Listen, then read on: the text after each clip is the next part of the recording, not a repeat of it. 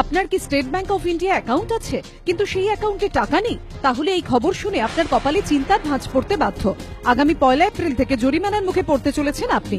শুক্রবার এক বিজ্ঞপ্তিতে এসবিআই জানিয়ে দিয়েছে এবার থেকে প্রতিটি অ্যাকাউন্টে ন্যূনতম টাকা থাকা বাধ্যতামূলক, না হলে গুনতে হবে জরিমানা। 1 এপ্রিল থেকে কার্যকর নয়া বিধি। কত টাকা রাখতে হবে সেভিংস অ্যাকাউন্টে?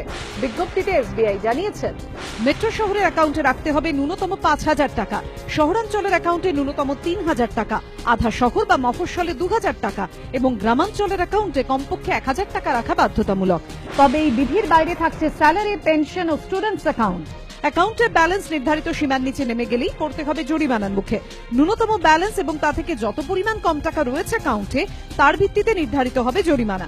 মেট্রো এলাকায় ন্যূনতম অ্যাকাউন্ট ব্যালেন্সে ঘাটতি 75% বেশি হলে জরিমানা 100 টাকা, সঙ্গে সার্ভিস ট্যাক্স। সহজ করে বলতে গেলে মেট্রো এলাকায় আপনার ন্যূনতম অ্যাকাউন্ট ব্যালেন্স থাকার কথা 5,000 টাকা, কিন্তু 75% বেশি ঘাটতি হয়ে গিয়েছে, অর্থাৎ অ্যাকাউন্টে রয়েছে মাত্র 1,200 টাকা।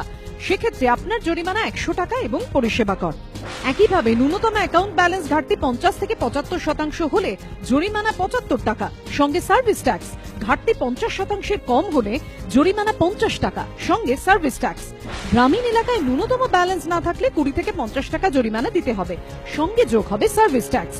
অন্যদিকে বুধবার থেকে নগদ লেনদেনে চার্জ বসিয়েছে এইচডিএফসি, আইসিআইসিআই এবং অ্যাক্সিস ব্যাংক। মাসে 4 বারের বেশি নগদ লেনদেন করলে গ্রাহকদের দিতে হবে ন্যূনতম 150 টাকা চার্জ। সেভিংস বা স্যালারি দু ধরনের অ্যাকাউন্টে কার্যকর হবে এই বিধি। তবে এটিএম এ টাকা তোলা বা জমার ক্ষেত্রে এই বিধি লাগু হচ্ছে না।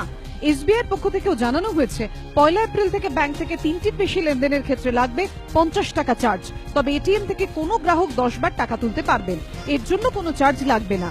এবিপি আনন্দ।